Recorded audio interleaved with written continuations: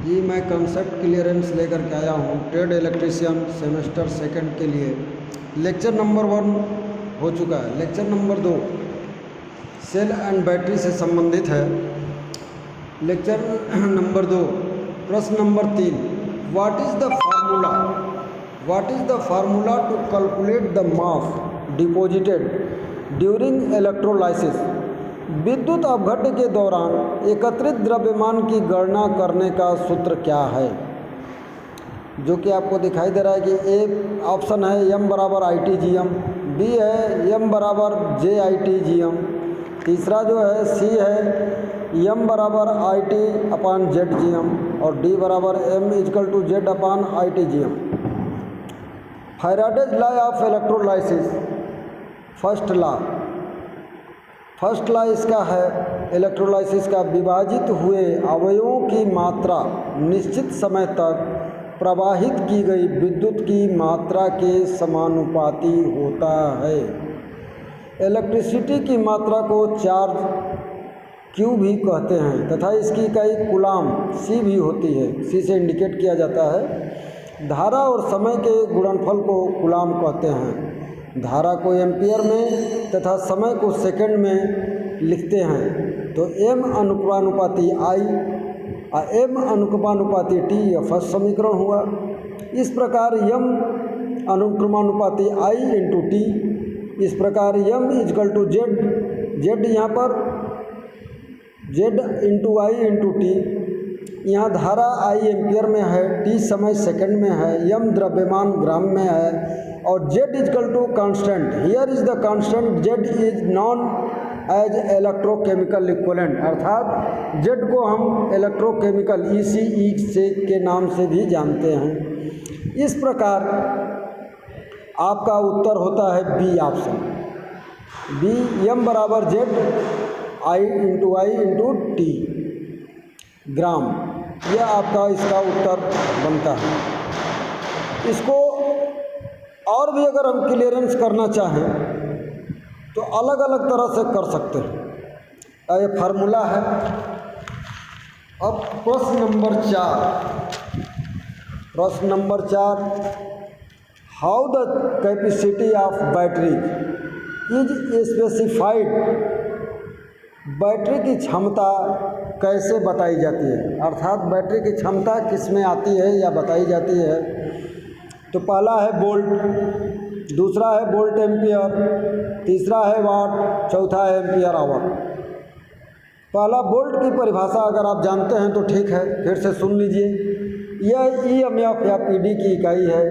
1 ओम के रेजिस्टेंस में 1 एम्पियर की करंट बहती है तो उसका विभवांतर 1 वोल्ट होगा। वाट की परिभाषा किसी सर्किट के एम्पियर और वोल्ट को गुणा करने पर इलेक्ट्रिकल पावर बन जाती है, इसकी इकाई वाट है। यह कार्य की इकाई है, MKS पद्धति में जूल होती है। यांत्रिक की सबसे छोटी इकाई जूल है। सी ऑप्शन है वोल्ट एम्पियर करंट से है।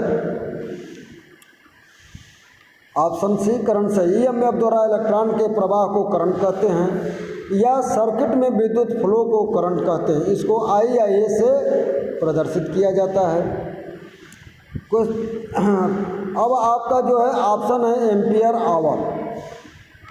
एक क्वेश्चन नंबर 4 का डी है एम्पियर आवर कैसे जानेंगे, यह जान जाइए। Capacity and efficiency of battery की क्षमता और इफिशियंसी की परिभाषा क्या है। बैटरी की क्षमता एम्पियर आवर में ली जाती है, जो करंट और डिस्चार्जिंग समय घंटों का गुणनफल होता है। क्षमता बराबर करंट एम्पियर में गुणे समय घंटों में बराबर AH, अर्थात एम्पियर आवर इसका आंसर सही है। अगर आप परिभाषा जान रहे हैं थ्योरी में तो कहीं कोई कन्फ्यूजन नहीं, नो डाउट। अगर नहीं जानते हैं तो आपके प्रश्न की कोई गारंटी नहीं है कि सही होगा। अंदाज पर कोई भी चीज़ सही नहीं होता। प्रश्न number 5 what is the name of effect that bending of plates in secondary cells उस दोष का नाम बताइए जिस कारण से सेकेंडरी सेल में प्लेट मुड़ जाती है। पहला बकलिंग है, दूसरा लोकल एक्शन, तीसरा पैटेरियल साल्ट आंशिक लघुपतन, चौथा हार्ड सल्फेशन, पांचवा का ये है बकलिंग। बकलिंग का अर्थ होता है टेढ़ा होना अर्थात प्लेट का मुड़ जाना, बकलिंग कहते हैं। इस खराबी को दूर करने के लिए प्लेटों को बदल दिया जाता है या धीरे धीरे दबाव देकर सीधा किया जाता है। यह खराबी बैटरी को अधिक करंट देकर चार्ज करने पर या हाई एम्पीयरेज पर डिस्चार्ज करने पर होता है। दूसरा है लोकल एक्शन। लोकल एक्शन के विषय में आप जानिए। परिपथ के खुले होने पर भी एक सरल वोल्टाइक सेल में हाइड्रोजन के बुलबुले जस्ते की पट्टी पर निकलते हुए दिखाई देते हैं। इस प्रभाव को स्थानीय क्रिया अर्थात लोकल एक्शन कहते हैं। सी ऑप्शन दिया हुआ है पैरिटियल सॉल्ट, आंशिक लघुपथन। पट्टियों में इलेक्ट्रॉन से गिरने वाली तलछट धनात्मक और ऋणात्मक इलेक्ट्रोड्स का लघुपथन करते हैं। उस सेल का आवेशन और निरावेशन दोनों के समय यदि अति उष्मा कर देती है। इस प्रकार के सेल को नए सेल से प्रस्थापित किया जा सकता है। क्वेश्चन नंबर 5 का डी है हार्ड सल्फेशन। हार्ड सल्फेशन भी बैटरी में होता है। इसको कैसे हम जानते हैं, देखिए। पॉजिटिव और निगेटिव प्लेट पर सल्फेट की एक तह जम जाती है, परत जम जाती है, जिसको कि हम सल्फेशन कहते हैं। इससे बैटरी की क्षमता कम हो जाती है। इसको दूर करने के लिए बैटरी को कम करंट पर अर्थात ट्रिकल चार्जिंग पर चार्ज करते हैं। यदि सल्फेट अधिक हो तो प्लेट को बिल्कुल साफ करके दोबारा प्रयोग किया जाता है। यह खराबी बैटरी को अधिक समय तक चार्ज या डिस्चार्ज की हालत में रखने पर होता है। थिकनेस कुल मिलाकर के ट्रिकल चार्जिंग के द्वारा हार्ड सल्फेशन को दूर किया जा सकता है अर्थात हटाया जा सकता है। इस प्रकार हम यह देख सकते हैं कि जो भी ऑप्शन है उसका इससे कोई लेना देना नहीं है। ये पूछ रहा है कि प्लेटें मुड़ जाती हैं, तो सल्फेशन से प्लेटें नहीं मुड़ती, पैटेरियल सॉल्ट से प्लेटें नहीं होती, इसमें साल्ट होता है। लोकल एक्शन में प्लेट नहीं मुड़ती। बकलिंग ऑफ प्लेट में प्लेट मुड़ती है। बकलिंग का अर्थ होता है टेढ़ा होना अर्थात प्लेटों का मुड़ जाना। यह ऑप्शन आपका सही है, ए। इस प्रकार अगला प्रश्न आप देखिए। What is the unit of electric charge? विद्युत आवेश की इकाई क्या है? अभी आपको हमने बताया, पहला ऑप्शन है वोल्ट, दूसरा वाट, तीसरा एम्पियर, चौथा कूलाम। अभी आपको मैंने बताया वोल्ट, वाट, एम्पियर तीनों की परिभाषा बताया। चौथा कूलाम। कूलाम इसका उत्तर है। कूलाम की परिभाषा होती है कूलाम सी की विद्युत मात्रा या वैद्युतिक आवेश क्यू का मात्रक है। कूलाम एम्पियर में धारा और समय सेकंड का गुणनफल है।